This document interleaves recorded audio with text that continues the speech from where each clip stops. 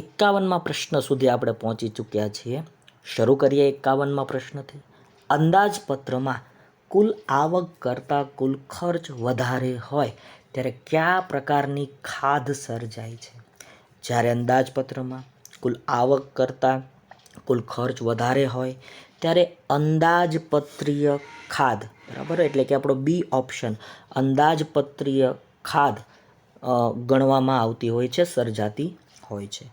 બજારમાંથી લીધેલા ઉછીના નાણાંને બાદ કરતાં કુલ આવક કરતાં કુલ ખર્ચ વધી જાય ત્યારે કઈ ખાધ મળે છે? તો બજારમાંથી લીધેલા ઉછીના નાણાંને બાદ કરતાં કુલ આવક કરતાં કુલ ખર્ચ વધી જાય ત્યારે કઈ ખાધ મળે છે? તો મિત્રો યાદ રાખજો, ત્યારે રાજકોષીય ખાધ મળે છે. ત્યારે શું મળે છે ભાઈ? રાજકોષીય ખાધ મળે છે. રાજકોષીય ખાધમાંથી વ્યાજની ચૂકવણીઓ બાદ કરતાં કઈ ખાધ પ્રાપ્ત થાય છે? તો મિત્રો આમાં જવાબ આવે છે ભાઈ પ્રાથમિક ખાધ. બરાબર, કઈ ખાધ પ્રાપ્ત થાય? પ્રાથમિક ખાધ પ્રાપ્ત થાય છે. ભારતમાં રાજ્યોના અંદાજપત્રમાં પેન્શન પાછળનો ખર્ચ કયા વિભાગ હેઠળ નોંધાય છે? તો પેન્શન પાછળનો જે ખર્ચ છે ને એ બિન વિકાસલક્ષી ખર્ચમાં નોંધાય છે. કયા ખર્ચમાં નોંધાય ભાઈ? બિન વિકાસલક્ષી ખર્ચમાં આ પેન્શન પાછળનો ખર્ચ નોંધાય છે. કઈ સંસ્થાની ભલામણોથી રાજ્યોને કેન્દ્રની આવકમાંથી ફાળો મળે છે? તો મિત્રો નાણાં પંચ ભાઈ, બરાબર, નાણાં પંચ જે છે, બરાબર, એના જે નક્કી કરેલા નિયમો હોય એ પ્રમાણે રાજ્યને કેન્દ્રની કર આવકમાંથી ફાળો મળે છે. ભારતમાં વિવિધ અંદાજપત્રોમાં વ્યાજની ચૂકવણી પાછળનો ખર્ચ કયા વિભાગ હેઠળ નોંધાય છે? તો મિત્રો એ બિન વિકાસલક્ષી ખર્ચ હેઠળ નોંધાય છે. વિવિધ અંદાજપત્રોમાં વ્યાજની ચૂકવણીનો જે ખર્ચ થાય ને ભાઈ, એને બિન વિકાસલક્ષી ખર્ચની અંદર નાખી દેવામાં આવે છે. રાજ્યના વેરાઓમાંથી ભાઈ, રાજ્યના વેરાઓમાંથી કયો કર જીએસટી એટલે કે વસ્તુ સેવા કરમાં આવરી લેવાયો નથી? તો જો ભાઈ, મૂલ્ય વૃદ્ધિ કર છે ને આ જીએસટીમાં સમાવેશ થઈ ગયો. મનોરંજન કર છે ને એમાં જીએસટીમાં સમાવેશ થઈ ગયો. એન્ટ્રી ટેક્સ એટલે કે પ્રવેશ કર એ પણ જીએસટીમાં સમાવિષ્ટ થઈ ગયો. પણ વ્યવસાય પ્રોફેશનલ ટેક્સનો સમાવેશ જીએસટીમાં કરવામાં આવ્યો નથી. એટલે અહીંયા તમારો જવાબ આવશે સી ઓપ્શન. કેન્દ્રના પરોક્ષ વેરાઓમાં કયો કર જીએસટી એટલે કે વસેકમાં આવરી લેવાયો નથી? પાછો આવો જ પ્રશ્ન આવ્યો. ઓપ્શન તપાસીએ. કેન્દ્રીય આબકારી જકાત આ જીએસટીમાં સમાવિષ્ટ થઈ ગયું. કેન્દ્રનો વેચાણ વેરો આ પણ જીએસટીમાં સમાવિષ્ટ થઈ ગયું. સેવા કર, service tax, goods and services tax નામમાં જ આવી ગયું. કોર્પોરેટ વેરો આનો સમાવેશ નથી થયો. એટલે તમારો જવાબ અહીંયા શું આવશે? એ ઓપ્શન. બરાબર છે, નથી છે, એમાં ખાસ ધ્યાન રાખવું. આગળ વધીએ. જીએસટી એટલે કે વસ્તુ સેવા કર કાઉન્સિલના અધ્યક્ષ સ્થાને કોણ હોય છે? આગળ જ કીધું, બરાબર, 2 ઘડી પહેલાં તમને મેં કહી દીધું કોણ હોય છે. યસ, નાણામંત્રી હોય. બરાબર, વર્તમાન નાણામંત્રી તરીકે જે કાર્યરત હોય એ વ્યક્તિ જીએસટી કાઉન્સિલના અધ્યક્ષ હોય. વિશ્વ મહામંદી સમયે ખર્ચ, આવક અને રોજગારી અંગે સમગ્રલક્ષી આર્થિક વિચારો રજૂ કરનાર કોણ હતા? તો વિશ્વ મહામંદી સમયે ખર્ચ, આવક અને રોજગારી અંગે કોઈ માર્ગદર્શન આપ્યું હોય ને તો એ હતા પ્રોફેસર કેઇન્સ. બરાબર, કોણ હતા ભાઈ? પ્રોફેસર કેઇન્સ. ભારતીય ગ્રંથોમાં અર્થશાસ્ત્ર અંગે રજૂ થયેલા વિચારોમાં કયા ગ્રંથનું અગ્રસ્થાન છે? તો મિત્રો આમાં વાત આવે છે કૌટિલ્યનું અર્થશાસ્ત્ર. કયું આવે વાલા મિત્રો?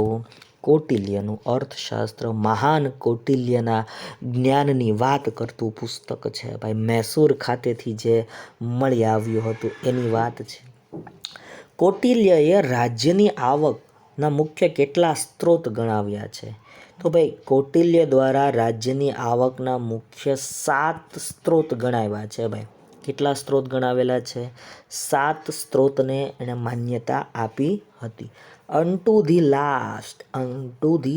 લાસ્ટ આ પુસ્તક કોનું છે? તો જ્હોન રસ્કિન, એટલે કે રસ્કિન, બરાબર, રસ્કિનનું આ પુસ્તક છે.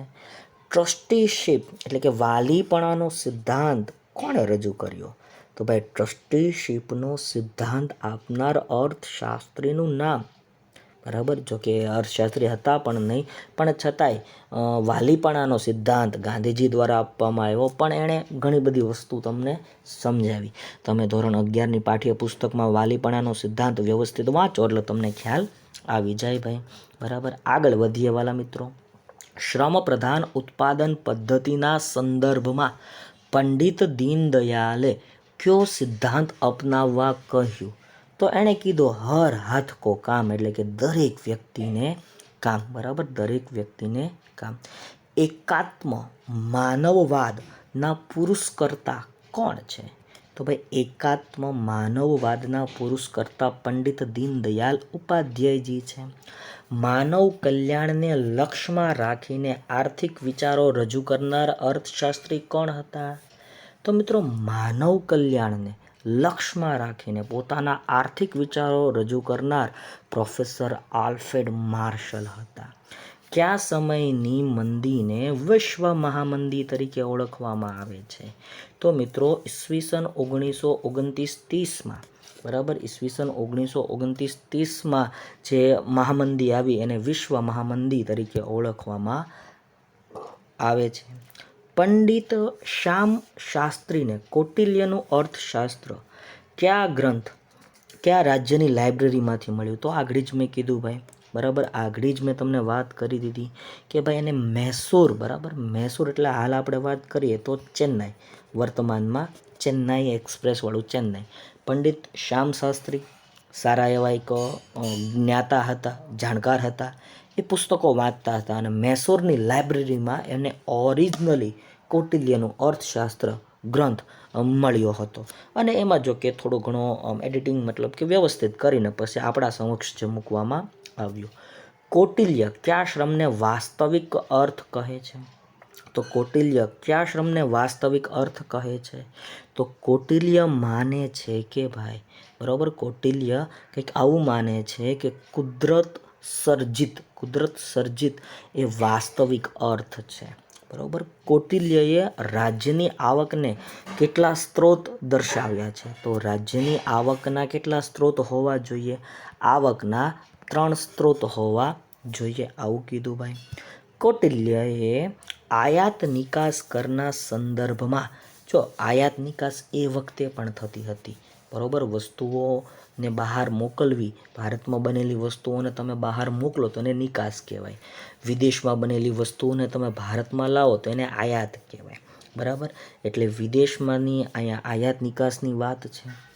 કૌટિલ્યએ આયાત નિકાસ કરના સંદર્ભમાં વસ્તુને કેટલા ભાગમાં વેચીને કર વ્યવસ્થા સૂચવી? તો વસ્તુને એણે 2 ભાગમાં વેચી. કેટલા ભાગમાં વેચી ભાઈ? 2 ભાગમાં વહેંચી. વિદેશમાંથી લાવવામાં આવતી વસ્તુ પર લેવામાં આવતા કરને કૌટિલ્યએ કયા શુલ્ક કર તરીકે ઓળખાવે છે?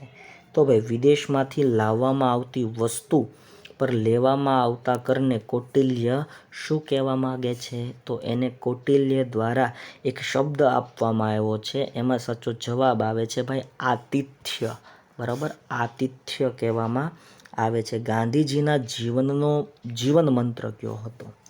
તો ભાઈ ગાંધીજી માનતા હતા કે, બરાબર, ગાંધીજી શું માનતા હતા? નીતિમય જીવન જીવવું, બરાબર, નીતિમય જીવન જીવવું. ગાંધીજીએ સાદું જીવન અને ઉચ્ચ વિચારનો ખ્યાલ કોના વિચારમાંથી અપનાવેલ છે ભાઈ? સાદું જીવન, ઉચ્ચ વિચાર. તો થોરો, બરાબર, થોરોના વિચારોમાંથી ગાંધીજીને આ આઈડિયા આવ્યો ભાઈ, સાદું જીવન જીવો અને ઊંચા વિચારો રાખો. ગાંધીજીને સર્વોદયની પ્રેરણા રસ્કિનના કયા પુસ્તકમાંથી મળી? તો રસ્કિનનું પુસ્તક યાદ હોવું જોઈએ, અનટુ ધ લાસ્ટ, બરાબર, અનટુ ધ લાસ્ટ. ઈચ્છા રહિતના સિદ્ધાંત કોણે આપ્યો? ઈચ્છા રહિતનો સિદ્ધાંત ભાઈ ગાંધીજી દ્વારા આપવામાં આવ્યો.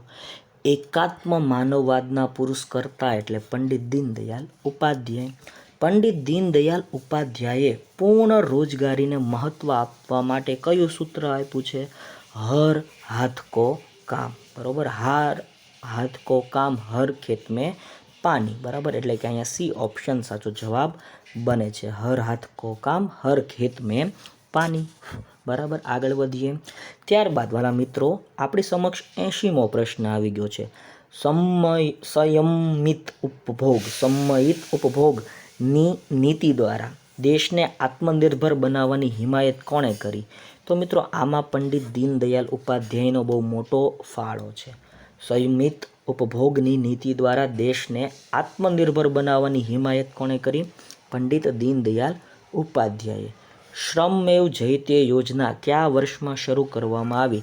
2014માં। શ્રમમેવ જયતે યોજના ક્યારે શરૂ થઈ? 2014માં। ત્યારબાદ પ્રાકૃતિક ખેતીના 5 આયામોની છણાવટ કોણે કરી? તો ડૉક્ટર સુભાષ પાલેકરજી। ડૉક્ટર સુભાષ પાલેકરજી। દેશી ગાયના 1 ગ્રામ ગોબરમાં કેટલા કરોડથી પણ વધારે સૂક્ષ્મ જીવો ઉત્પન્ન થાય છે? તો 300 કરોડથી પણ વધારે। સામાન્ય રીતે દર કેટલા દિવસે જમીનને જીવામૃત આપવું જોઈએ? તો આ મિત્રો વાત આવે છે 15 દિવસે આપવું જોઈએ ભાઈ। કેટલા દિવસે? 15 દિવસે। બીજામૃત, બરાબર, બીજામૃતને કેટલા કલાકમાં વાપરી લેવામાં ન આવે તો તે નિષ્ક્રિય બની જાય? તો 48 hours તમારે એનો ઉપયોગ કરી લેવો જોઈએ। આચ્છાદનના કેટલા પ્રકાર પડે છે? તો આચ્છાદનના 3 પ્રકાર પડે છે। નીચેનામાંથી ખેતીની પરંપરાગત પદ્ધતિ કઈ છે? તો પ્રાકૃતિક ખેતી। સાચો જવાબ શું બન્યો ભાઈ? પ્રાકૃતિક ખેતી।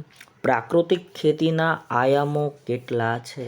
તો મિત્રો 88માં સાચો જવાબ આવે છે। પ્રાકૃતિક ખેતીના 5 આયામો છે। સૂક્ષ્મ જીવો માટેનું અમૃત કોને કહી શકાય? સૂક્ષ્મ જીવો માટેનું અમૃત એટલે જીવામૃત, બરાબર, જીવામૃત કહેવામાં આવે છે। કોની સુગંધથી અળસિયા પોતાની સુષુપ્ત અવસ્થા છોડીને કાર્યરત અવસ્થામાં આવે છે? તો આવું કોના કારણે બને? આવું જીવામૃતના કારણે બને, બરાબર। આવું કોના કારણે બને વાલા મિત્રો? આવું જીવામૃતના કારણે બને। ઉનાળામાં જીવામૃત કેટલા કલાકમાં તૈયાર થાય? તો ઉનાળાની અંદર જીવામૃત 48 કલાકમાં તૈયાર થાય। શિયાળામાં જીવામૃત કેટલી કલાકમાં તૈયાર થાય? 96 hours તૈયાર થાય। બીજ સંસ્કરણ કરેલા બીજને કોણ ખાઈ જતા નથી? તો મિત્રો આમાં સાચો જવાબ આવે છે પશુ પક્ષીઓ, બરાબર, પશુ પક્ષીઓ। ત્યારબાદ આગળ વધીએ। પટ આપેલ બીજને કેટલા દિવસમાં વાવી દેવું જોઈએ? તો એમાં આવે છે ભાઈ 7 દિવસ। કેટલા દિવસ? 7 દિવસ, બરાબર। આગળ વધીએ। બીજામૃતમાં શું ઉમેરવાથી pH નિયંત્રણમાં રહે છે? તો pHને નિયંત્રણમાં તમારે રાખવું હોય તો ચૂનો ઉમેરવો પડે। જમીનમાં જરૂર કરતાં વધારાના ભેજને શોષીને તેને હવામાં છોડી દેવાનું કાર્ય કોણ કરે છે? તો તમે જાણો છો ભાઈ, બરાબર, તમે જાણો છો, આચ્છાદન। કોણ કરે છે આવું કામ? આચ્છાદન કરે છે, બરાબર, સી ઓપ્શન આચ્છાદન। આચ્છાદન પાથરીને જીવામૃત આપીએ ત્યારે વિઘટનથી કાર્બન ડાયોક્સાઇડ મુક્ત થાય છે, જ્યારે પાણી સાથે ભળીને કોનું નિર્માણ કરે છે? તો એ કાર્બોનિક એસિડનું નિર્માણ કરે છે, બરાબર। જમીન ઉપર 10 સેમી સપાટીમાં સૂક્ષ્મ જીવાણુઓનો પ્રાણવાયુ કોના સ્વરૂપમાં મળી શકે છે? તો મિત્રો એમાં સાચો જવાબ આવે છે વાપસા। બટાકા, આદુ, હળદર કેવા પાક છે? તો આ બધાય પાક કંદમૂળના છે। આવરણ કોને અવરોધે છે? તો વરસાદના જળબિંદુને તીવ્ર ગતિને અવરોધે છે। વિડીયો ગમ્યો તો લાઈક કરો, શેર કરો, કમેન્ટ સેક્શનમાં કમેન્ટ કરો।